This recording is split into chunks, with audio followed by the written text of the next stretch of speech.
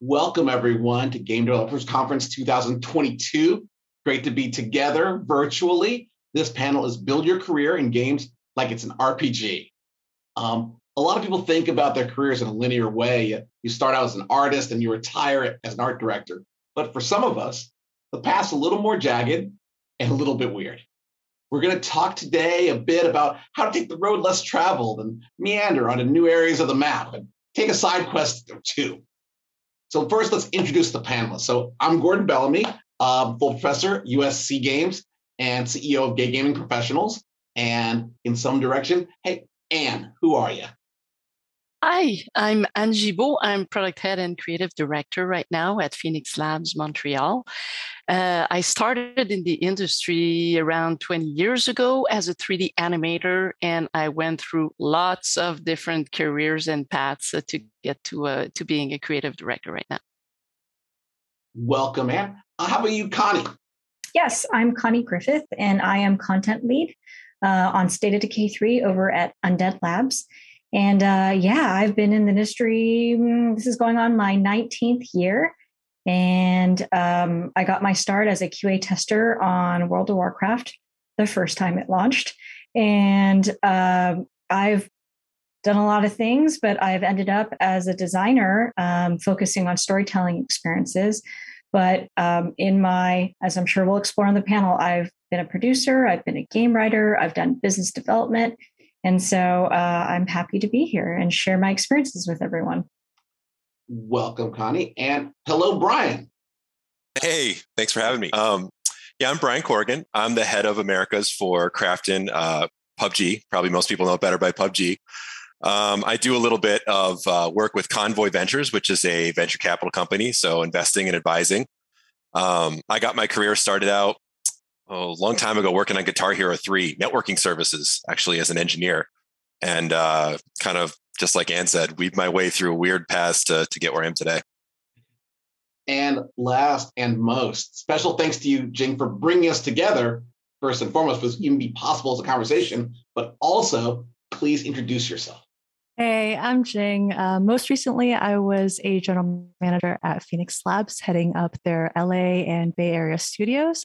That was a very strategy and operations focused role, but I actually got my start in games in branding and marketing, first working with Nintendo and then at Riot Games.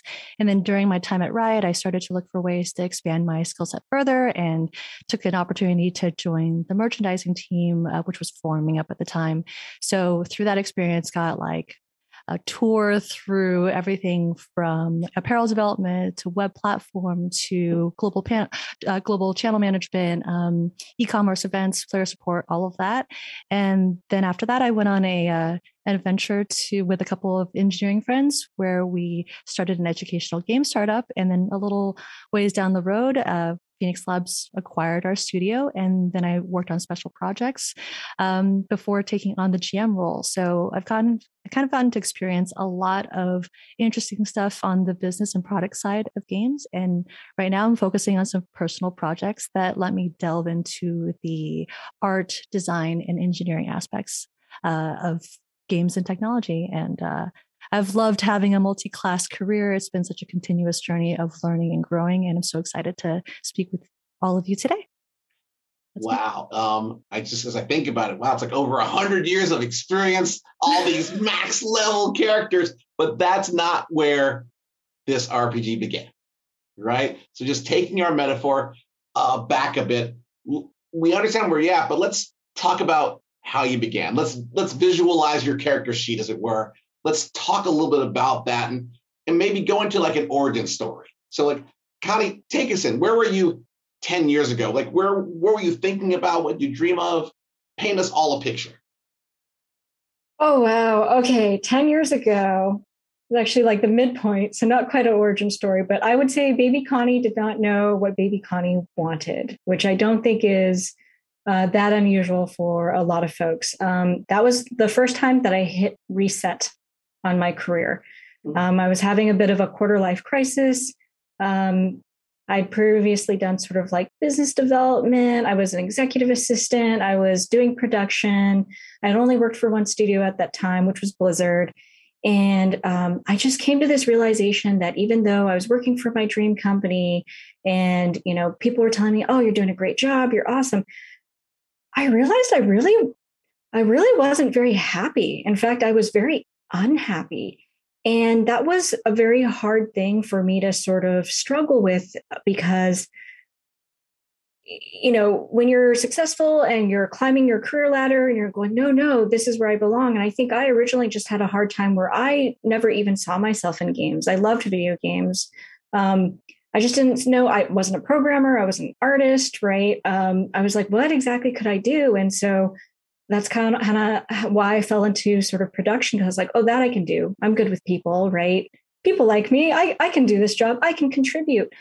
But I think that was the source of my unhappiness, which I didn't sort of internalize until later, was that I actually was creative, that I actually wanted to go and make games of my own. I didn't want to just run meetings and take notes and help people organize their work and schedule stuff. It's funny because I've gone full circle where I do a lot of the facilitation work that I did 10 years ago. But it's different, right? And I think 10 years ago is when I basically decided to leave Blizzard. I'd been there for 8 years and I started over as a game writer. And that's kind of my origin story on my path to pursuing being on the other side of the fence for game development. That's fantastic. I think along this path, we've all found that moment of where it's time to start being the game industry versus exploring the opportunity that was given to us. Maybe, Jing, could you talk about a point when you knew you wanted to make a major change that was sort of born out of you, not just the opportunities provided to you?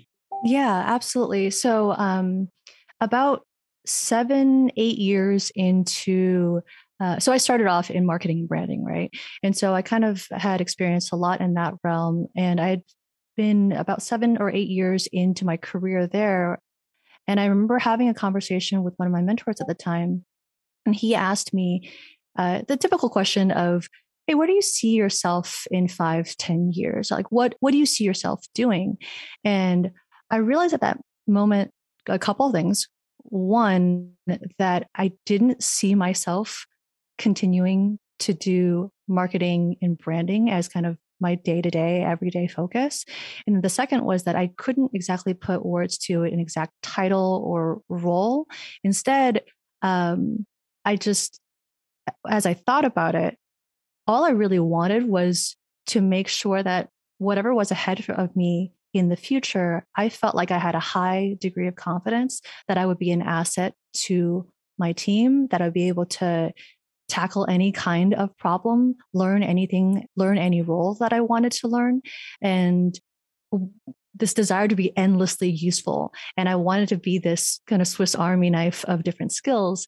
And be, of course, very proud of the things that I've worked on and proud of the effect that I have on the team around me. And so the moment that I realized that I just didn't have like a particular thing or role in mind, and instead wanted to build this multifaceted skill set, it really opened up the way I thought about what do I want to do next. And it became less like I felt myself getting off of like the career ladder and instead looking across the different kind of branches of skill trees that I could be developing in and looking at where do I want to double down on existing strengths? Where do I want to shore up weaknesses? And, kind of pointing back to what Connie was saying, like there were also some strength areas that just because I was good at those things didn't mean that I needed to continue to do that job if it was not going to be a thing that was going to be fulfilling for me in the long term.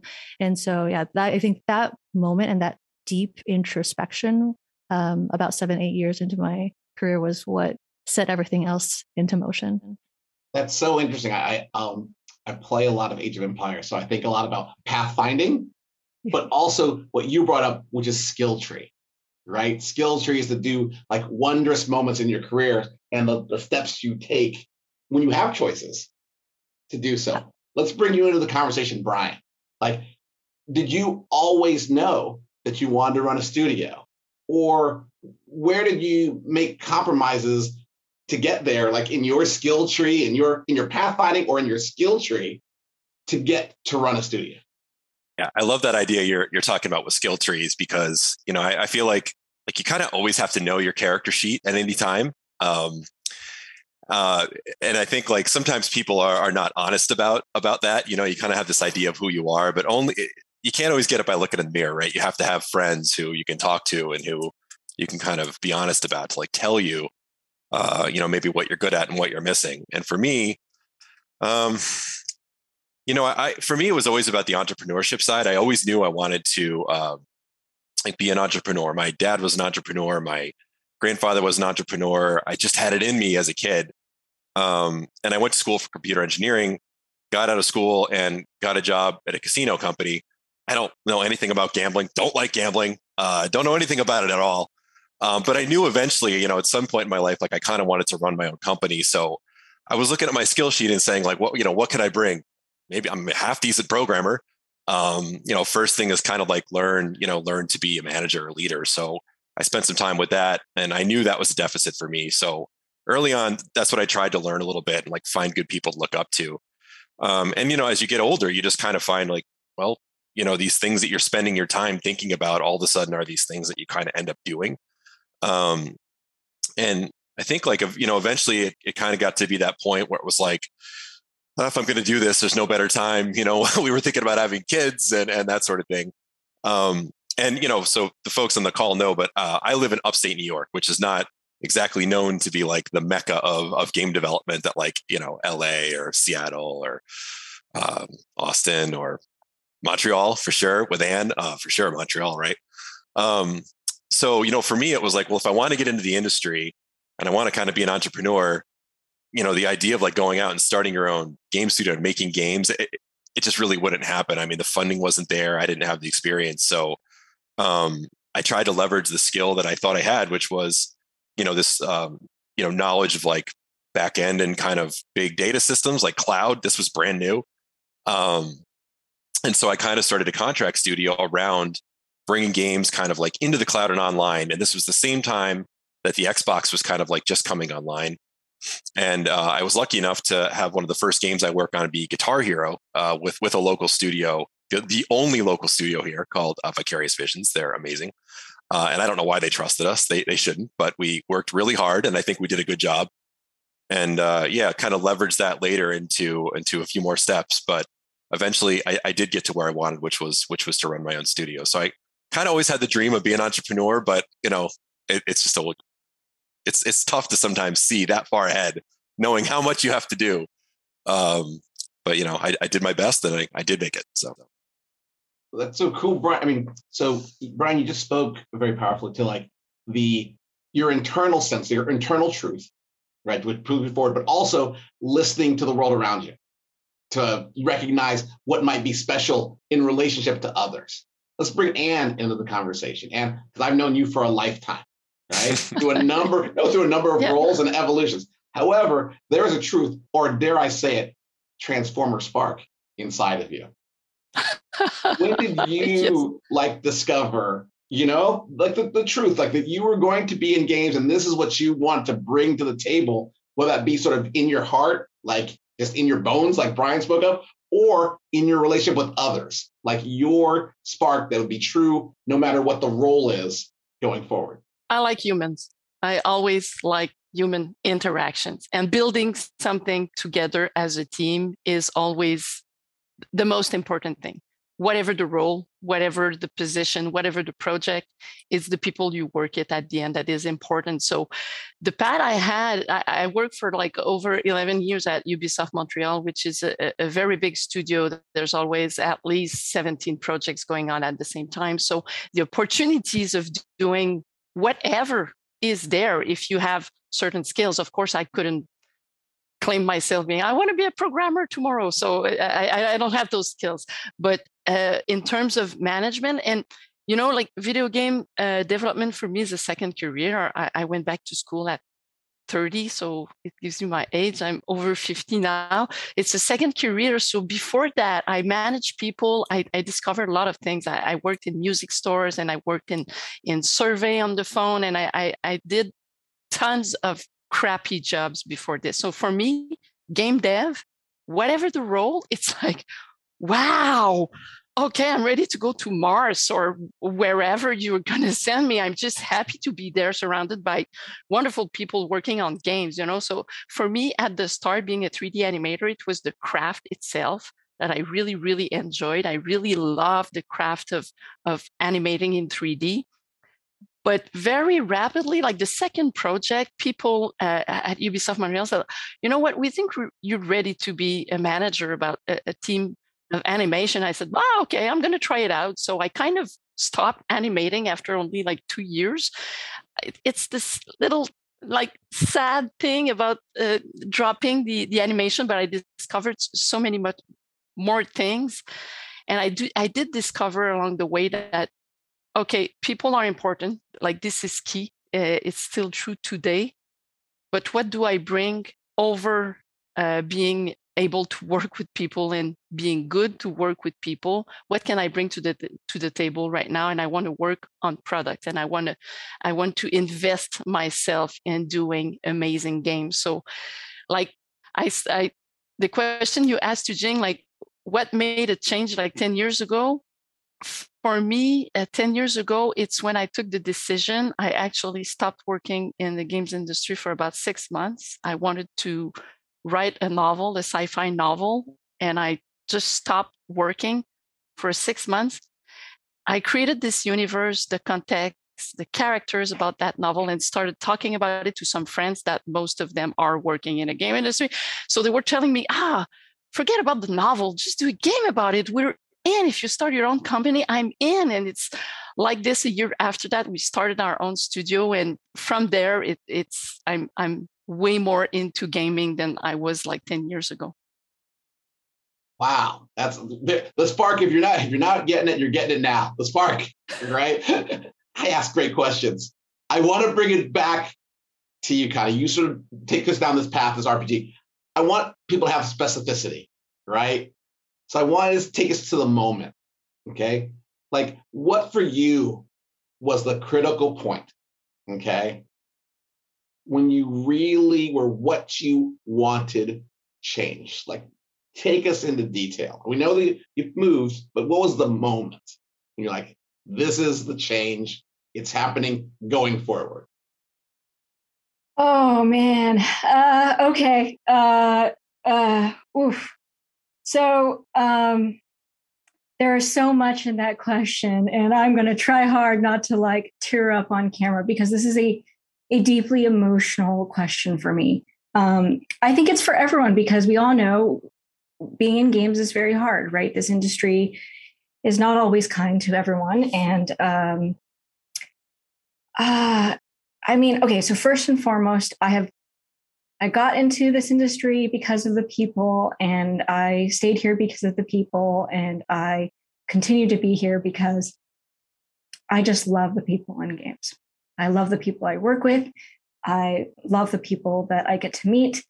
And it's just when you meet other folks that love to play and make games, there's just this instant connection about problem solving and creativity. And so that is a huge spark for me. I've actually tried to leave games at least twice, and it's not been entirely successful. But this is sort of a personal story where, so I lost my first husband to cancer, and at one point when he was still fighting his cancer, we had to fly to Germany to get treatment. It's a procedure that's not approved here in the United States. It's like laser resection. There's one hospital in rural Germany, right? Where they do this, and we're sitting there. It's a tiny hospital in the middle of like these woods, and there was a teenage boy from Finland sitting next to us, and my husband, who was an artist, he was an artist at Blizzard, and so he was just sketching different things. And this kid looks over, and both him and his parents, their English was okay, right? And they just go over, and this kid, his eyes just light up, right? And him and my husband had the same rare cancer. They bonded. My husband drew things for him. And I think that was the moment when I was like, we do more than make games. Absolutely. Yeah. We sorry, we connect people. We give people a shared thing to love. There you go. Well, that's wow. Thank you for trusting and sharing with us, Connie. That's awesome and meaningful. Thank you. I want to also return to what you were saying, because you were sort of alluding to a moment for you. It felt like when your community rallied around you and said, "Anne, we are down, to work with you," that sort of propelled you forward into the next phase of your career. So maybe talk about that group, your party, right? That group that you were running those dungeons with, who showed up, right, as they could to be with you. Yeah, talk about that experience when they came together, and then you turn that into professional action.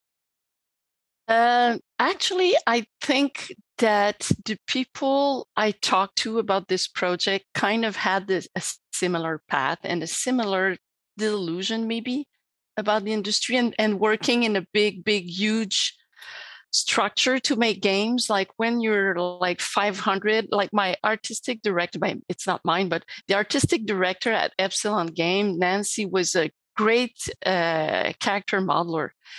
She was a lead character modeler at that time at Ubisoft, but she was working mainly on Excel sheets, managing the team, making the 3D models. And after a few years, it was that kind of decision that everybody had to make. Like, I'm good at what I'm doing at the craft, and now I'm becoming only a manager. Is that really what I want to do? Some people, yes, and it's okay to be a manager. I was a manager for 15 years in the games industry, so it's totally okay. It's not a judgment, but it's just a personal decision at one point, saying like, okay, I started as a craft woman or a craft man, and now what do I do? Do I manage people? Do I become a better HR person? Because a manager involves a lot managing people, not only tasks and projects. So it's a question of, of decision and where you want to go. And do I still want to continue on that path for like the next 10 years, 15 years, 20 years? So the people I was talking to were like all over 35 and were in the industry for about 15 years. And the idea of, let's make a game together. We're going to be maximum 10 because we don't have any resources. So we're going to be poor. Are you okay about being poor for the next 3 years and make the game that we want to make and have fun at least? And they gave it a shot. And I'm so humbled about that, because it was a bumpy road. It was not all very happy people every day, that's for sure. The stress level of having to pay for your mortgage and everything, and not money coming in, and all those things, it's kind of, the stress was intense, but I would never go back and not redo it. I would redo it like in a heartbeat, because this experience actually, today, if I'm in this position at Phoenix Lab, it's because I did that. And I do understand what it is to start a studio and to have people and to inspire people and going on board, and it's going to work, and we're going to do it together, and we're doing it together. So for me, this experience is like, it's key. And I'm really touched that my associates and the employees that we had all decided to jump at the same time. We were in the same position, actually, in the same mind space. And they all said, and now nobody is working as a freelancer or they own the studio. We're all back in bigger structure. But what we learned in those years that we went together, it's enormous, and nobody regrets. And we were all in the same headspace at that time, saying let's try it. We won't try it when we're 35, 40, let's do it right now. And just the last thing, I give classes to university in Montreal, Design and Animation University, and I tell the student, is like, if ever you're feeling a little entrepreneur and you really want to start a game, if you live at your parents' house, now is the time. You don't have kids, you don't have anything to pay. Do it. Do it now. Take 2-3 years. Do the game you want to do. It's the good timing. Wow. And I'm just going to already invite you now because we have a new fine arts program in games at USC. And you are my first invitee, but that's not what we're talking about today. I want to, you were born into this cauldron of development, this hub in Montreal. Thousands of people making games together. Brian, you were in the heartland of America, okay? In upstate New York, probably, not a stone's throw from your next developer. How did you find your guild, right? In a very, very different setting than where Anne. Yeah, it was really tough. And especially early, it's not like, we're all playing, multiplayer games together. I mean, I guess we were actually to some degree, just older games. But it's like, I always kind of picture that like little scene from Zelda where it says it's dangerous to go it alone. Like you have to have this team. And I think for me anyway, like slowly kind of over the years, you meet like-minded people. And these days, I play games with a lot of people online that I've just been friends with over the years. And I think we kind of have this like built-in advantage because like we make things that we love and we love them forever. I mean, something you work on, it's your art, and you kind of want to play it forever. So Jing and I were talking the other day, and I was saying that I still play games with some of the folks that I used to work with at Riot when her and I first met, because League of Legends is an amazing game and I absolutely love it, and we had a lot of fun, and it's just like a great way to stay connected.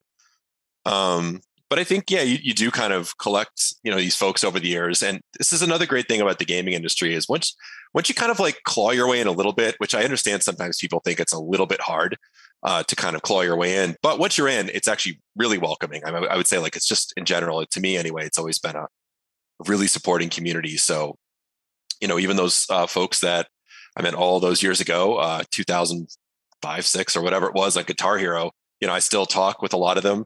And like you said, the area is small. I actually still work with a few of them. So, it's been that all these years. And, earlier you were asking about kind of like route planning and like how people figure out where they want to go. So like I'm the guy when I play an open world game who gets just completely distracted running through the woods, like I'll never get there because I love just going off and exploring. But I think like what makes that fun is, when you're doing it with other people, right? Then it's really fun. And all those little things just become, fun moments that you're kind of like hanging out together. But, like more specifically, I think just to give people some good, like specific action items or whatever on this one. There are a lot of like gaming Slacks, gaming Discords of game developers and, people in the game industry. And, there's a bunch I kind of have joined and left a bunch over the years, but there's a couple that I'm in right now that are sort of people that are, in similar and really different types of jobs around the industry and around the world. And that's been really great. Just being in there, listening to what people are kind of thinking about and working on and, watching people talk about news. I think you just get more from like a Discord or a Slack than you really do on Twitter because you don't have that, built-in like megaphone effect that you get on Twitter where everyone's just kind of shouting. So, like specifically, some of the Discords and Slacks I'm in have been, absolutely incredible. And when I meet people, I just met Connie for the first time last week, but asked her the same thing, where do you hang out? When you're online and you're locked in your house, you're in your work Slack, do you have anything else? And so we were sort of trading links for stuff like that. But I definitely would recommend that everybody, find something, whether it's the IGDA, local IGDA group or colleges have groups. Somehow I secretly snuck into the Stanford Games mailing list. I didn't go to Stanford, just to be clear.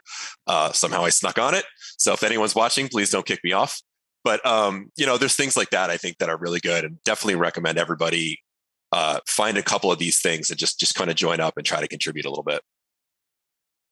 Awesome. It's funny. You remind me of Elder Scrolls. I just remember turning it on and just running off into the woods. I didn't know there was a whole game. I just heard you got to play Elder Scrolls, and I just ran off in the woods and never began the original quest for like 2 days because I didn't know. I'm 80 hours still into that game. And everyone's talking about this game like, what? Are you sure that game with the woods? But I digressed before I think it's too far down a side quest of my own. I mean, we're here on this quest because of Jing. Jing, you brought us together, right? You assembled us at this moment, in your career. Could you maybe just frame how you view networking, trust building, paint us a picture? Yeah, absolutely. I kind of have a little bit of an allergic reaction to the word networking because I think that there are so many more unsavory connotations because there's something transactional about the concept of networking. But I do think a lot about building relationships, building really authentic connections with folks, and how important that is both in our industry as a whole, because the games industry is very connected. It can be very welcoming, very supportive, but also especially if you're building an atypical career, one that doesn't look kind of like others that have already been established, having a strong support group of your guild, like you put it earlier, Gordon, like having your guilds and having those relationships be ones that you have, contributed to, grown, cultivated, like really, really grown over the years, helps you be able to actually navigate through having a more of a multi-class career, because so much of being able to move from one role to the other, at least from my experience, has been working from already established trust with folks. So in the last, whether it was shifting entire disciplines and teams in my time at Riot, or starting my startup, or ending up at Phoenix Labs, or even the things I was doing within Phoenix Labs, a lot of those would have been infinitely harder or not even possible in the first place if I didn't already have established trust with some of the key folks along the way. And so, I had, I'll give you the example of with my my co-founders, my two co-founders for Bot School. The three of us had not actually worked directly together with one another until we started our entrepreneurial journey, but we had years of friendship that had built up through a combination of just kind of being there for each other. One of our CEO at the time, Chris Cobb, he was one of the engineering leads on a team in League of Legends. And I've worked with his team a couple of times to help them be able to better tell the story of what Riot and League was trying to do around player behavior. And through that, we just kind of kept in touch and, were a sounding board for one another. And because of that relationship that had built up over the course of years, when time came to want to go on a founding journey, there was already we had all those years of established relationships to be able to go back to, and understanding how we worked and how we could be helping with each other on this journey. And then when I looked at, putting together this panel, in recent years, I've had, I do some mentorship and talk with both folks that are in the games industry and outside of it. And I've had a lot of folks, reach out when they see kind of the weird career that I've had and want to know more about what it takes to multi-class. And the question had come up enough times in the last few years that when time came around for GDC this year, I thought, hey, maybe it'd be good to do a talk around this. And in bringing together the panel, I looked at the really interesting, multifaceted folks that I had encountered in my time in games, which is all of you, and thought about who else have I encountered along the way that I think would have a really interesting perspective, who've had these really fascinating journeys and have navigated their way through so many different kinds of circumstances, teams, and worked on a variety of different types of games, teams, companies. And I was really happy that we were able to bring everyone together. So yeah, I think, like Brian was saying earlier, like when you spend time with folks, as you encounter them, having those moments of really authentic connection and continuing to like take that seed and cultivate it by just kind of caring about what other folks are working on, wanting to support each other. I think when you have that kind of two-way relationship that happens, again, authentically, over the course of weeks and months and years, it makes everything so much brighter and better. No, for sure. Thank you for putting a framework to this. And as I sort of think about what you were saying about authenticity, and I think about Anne assembling like these warriors of development in Montreal, and Brian talking about the magic of play together. I think about you, Connie. Tell you why. Because you're like a paladin, okay? Because you bring together both the magic of rich game experiences, but also you're deep in the Seattle community, this community of all these studios where everyone's working and spinning off of like, Microsoft, Bungie, and all these studios, but you have to do it all. And especially now in these times, right, where we've been displaced a little bit, right? You have to maybe lean a little more into the magic sometimes than into the physical proximity and things we share, as student experiences. Could you maybe talk about that, Connie, like the life of a paladin? Yeah, I'm happy to.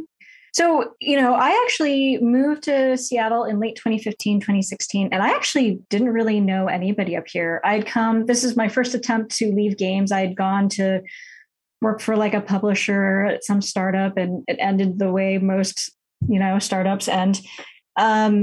But to really build on what Jing was saying is, I really think that, if you're like baby Connie and don't really know what you want to do, and you just know that you love games, you want to be part of that magic, right? And you're not quite sure what to do. I think the most important thing is to, build authentic relationships, be sincere, right?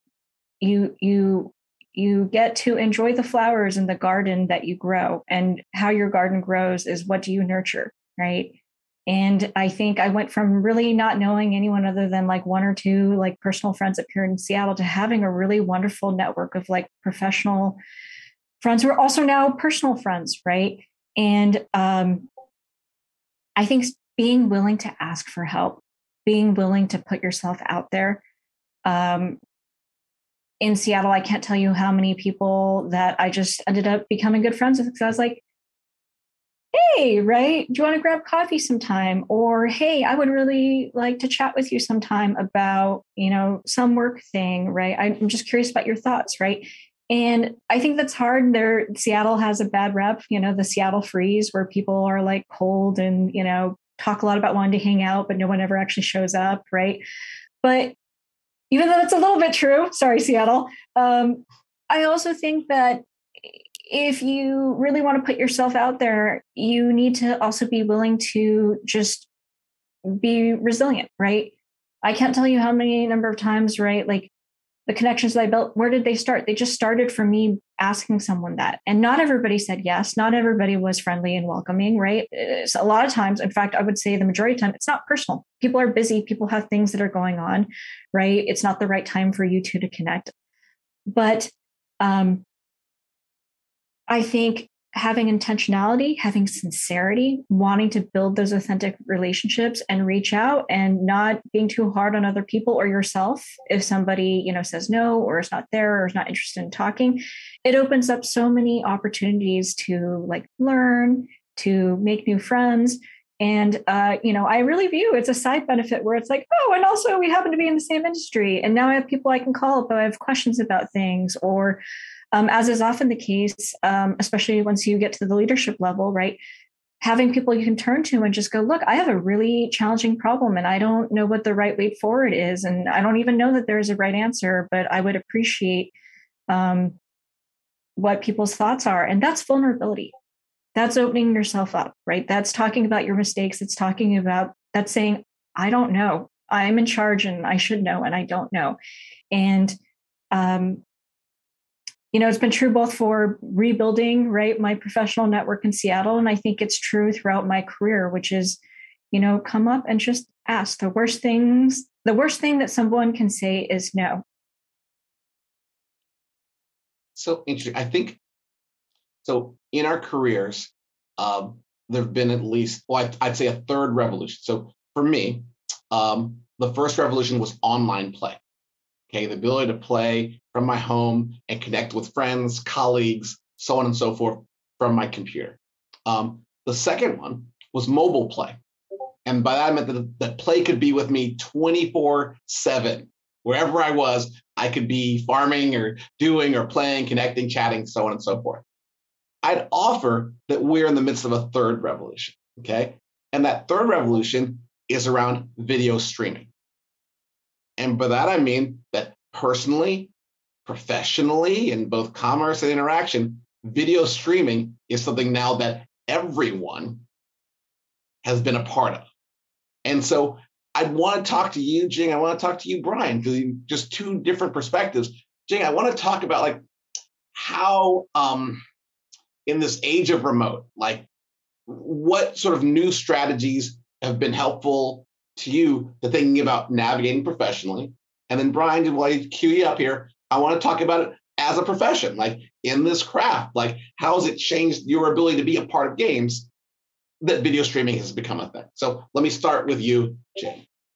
So I think the remote world that we've been in for the last couple of years has come with a lot of it's like interesting trade-offs. I think in general, when we think about continuing to forge connections and building those authentic relationships and like building that sense of community, in some facets it's gotten harder because you're not able to spend in-person time. You get kind of like less ambient connection and magic that happens between people, but at the same time it closes a distance between folks. So Anne and I are on opposite sides of the continent from one another, but she and I got to, I think, have a conversation her first couple of weeks that she was at Phoenix Labs at a time that worked for both of us. And it was something where we got to talk to one another about our respective journeys.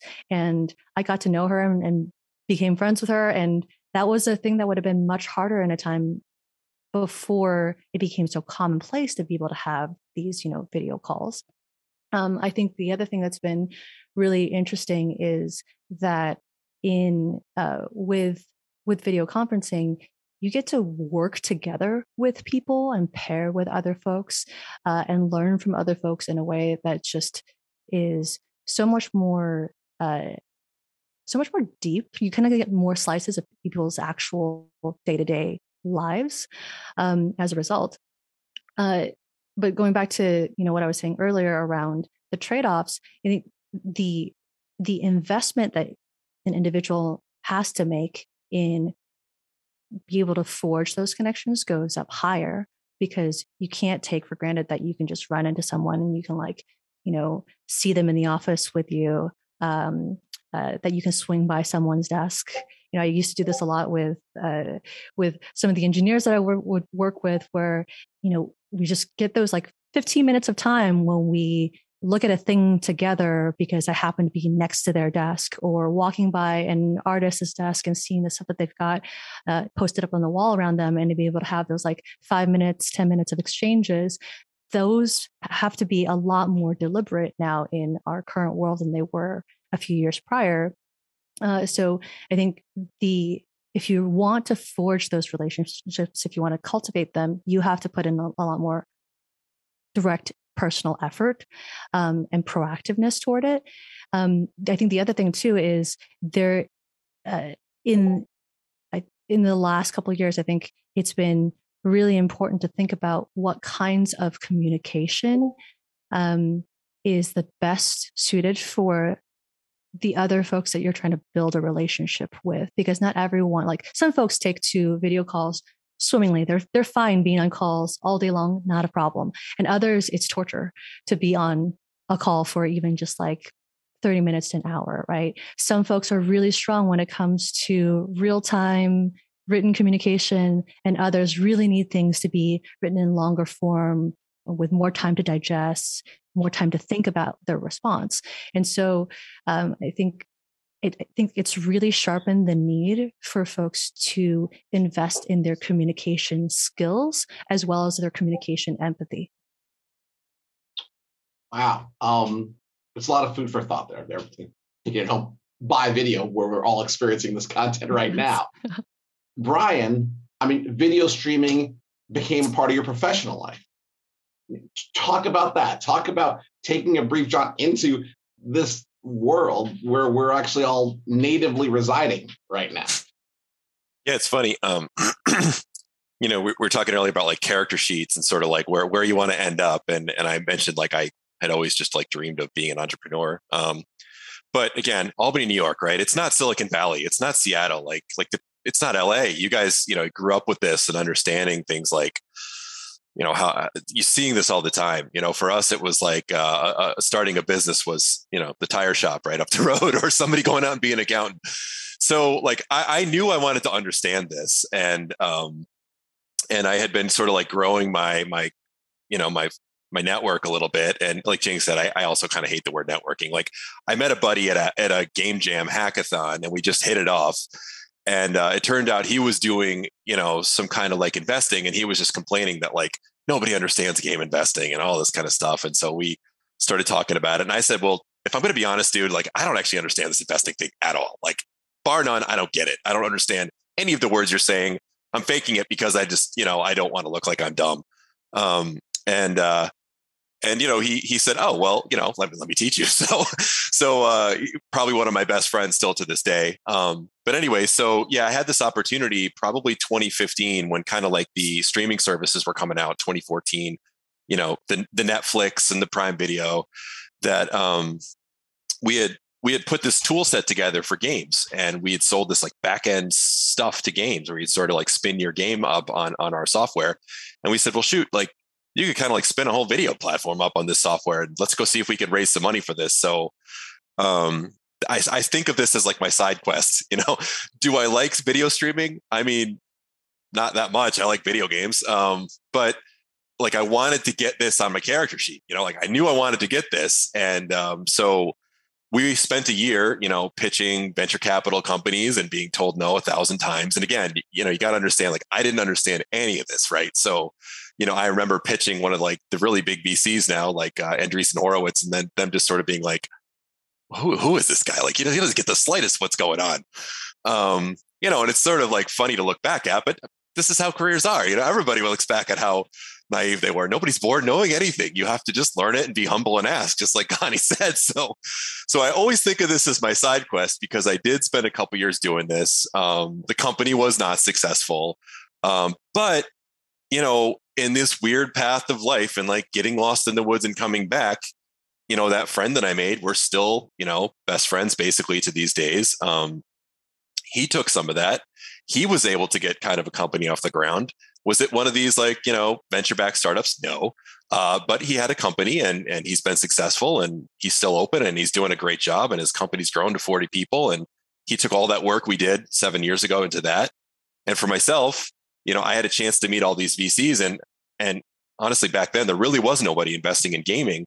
But along the way, a couple of them said, oh, this guy, doesn't know anything about VC, but knows a lot about games. And so, I got asked to be a venture partner with Convoy Ventures, which I work at now. And that's how I met all these folks, is by, probably embarrassing myself a couple times. So I always think of this as my side quest, but it's like any side quest, you sort of complete it and you go back to the main quest. And that's kind of like where, I kind of ended up. But, out of that, my character sheet at this point has a lot of experience on this. And, I've vetted 100 companies and I know how these deals work now. And, I've had a chance to see this more than a lot of people have. But that's how I picked it up. That's so cool. I mean, something that all of you share now is that you have the vantage point of career, not just job or role. And now you have some more perspective on how important it was to take the shots when you took them, but also of how many shots you may have to take, right? Perhaps for everyone at home who may be like, okay, I came to this talk, right? I don't know if I want to take my next shot now or in 10 years, if I want to get promoted or I want to herd the troops right now. I'll go to you, Jing, first. Okay. I mean, we're on a pretty well-defined career path. Riot Games. Okay. Externalities aside, why did you decide to risk that stable job and take your shot, right, with Bot School? Oh man, I've done that actually a couple of times. I did it earlier this year when I decided to say a goodbye for now from Phoenix Labs and spend time on my personal projects. But yeah, like the experience with Riot, it was because I had a clear understanding that I wanted to do broader skill acquisition and that there was a pocket of skills that I knew I could only experience if I started my own company. I could read all I wanted about, uh, fundraising with VCs and setting up a business. And I got to do a little bit of a proxy of the starting a business component with the Riot merch team because it was a separate business unit within Riot Games, and learned a lot of that. But that was, I equated that experience to skydiving with a tandem instructor strapped to your back. And I just wanted to jump out of the plane one time at least by myself so I would know what it would feel like to, handle that adrenaline, to have to pull the cords. I don't know. I only know this much about skydiving. I've only ever been actually tandem skydiving one time. So this analogy is going to fade away really quickly. But essentially, I knew I wanted to do it at least once so that I would be able to learn all of those things and really experience them. Because knowing that, I would look at what I would regret if I didn't do it versus what I would regret if I did do it. And if I did do it, the thing I might regret is loss of financial security for a chunk of time, my pride in not being able to build a company. But the amount that both those things were things that I could overcome. And I knew that I would learn so much that you just can't get out of a textbook, that you can't get by going to school, by just going through and experiencing it. And whereas if I flipped it around and I thought about what would I regret if I stayed, it's like I would give up a chance to really learn and flesh out this entire portion of this entire branch of my skill tree that I wouldn't be able to earn in some other way by staying at the company. And I also, like Anne was saying earlier, there are some things that are easier to be able to do at certain points in your life. And it's in my life circumstance at that time was I did not have to think about a mortgage and I did not have to think about kids. And so I had a higher appetite for taking on some of the financial risks. And I also just said to myself, I thought of it as if I were doing a self-study MBA, like that was the equivalent, right? I'm going to go learn some of this stuff. And when I have looked at any of these kinds of decisions, one of the frameworks I typically use is I really list out all the different things that I care about from a value standpoint and the things that I'm, fearful about or excited about as I'm looking at the opportunity. And then I try to prioritize between what are these things in terms of priority and importance to me? And if I stay versus if I go, how would I actually, rate how true or how present or, what would I score each of these different options? And then that doesn't necessarily give me a final answer, but it prompts a lot of good introspection and internal conversation. And I came up the other end of that exercise, and just thought, I have so much more to lose if I don't try this right now than if I do. That's how I got there. What I love about what all of you talk about, that all of you are acting on the world. You're all having a plan, you're assessing, developing skills, taking side quests, but all of you talking about your agency. So I want to ask you, now, I'll go to you first, Anne, right? Are you where you want to be right now? And if yes or if no, like, what is the planning you're doing now? What are the skills you're developing now for your next phase? Currently, I'm not even looking at the next phase because I'm really happy where I'm at. Okay. It's really I'm really happy. It's every day I wake up and I'm happy to work with the team I'm working with within the company I'm working in, and it's I'm just grateful. So right now it's just I want to do the best. And one thing that Connie, I think you're the first one that mentioned it, that how much we have to show us as vulnerable, because this is what we are, everybody as humans. And I'm sure it's the same for you guys also, but at every changes, it's really scary. It's a leap of faith, and it's only you. And sometimes the faith you have in yourself is not at the highest point, you know. So it's really uncomfortable, but I would just suggest to everybody, just do it, because all the things that you learn and the things that you have as a baggage, as a background, is not going to go away. Like when I moved to my first associate producer in narrative for Far Cry 3, I was an animation trade director at Ubisoft in the HR department, which was far away from the associate producer for narratives. But then I did a study about the state of animation and cinematics and scripted event at Ubisoft Montreal. And I became, after the presentation, kind of a specialist about narrative at Ubisoft. And I was like, no, I'm not. It's like, yeah, I was not in production doing narratives or cinematics and whatnot. It's like, yeah, but you have that perspective now that nobody has.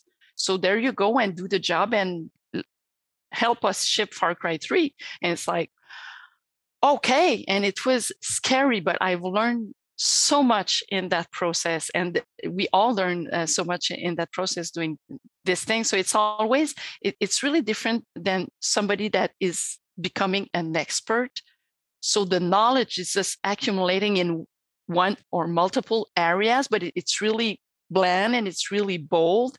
When you change course, it's like, oh, I'm kind of losing something. No, you're gaining. It's just not in the same area. It's just widening. And we have to see this to be able to make that step, actually, because like I said, it's a scary thing. It's like starting a new job. Very often it's a new adventure. So it's a lot of things that you don't know. And you have to ask all the time to everybody. I don't know. I'm new to that. Can you help me? Yes. All right. Everybody's there to help.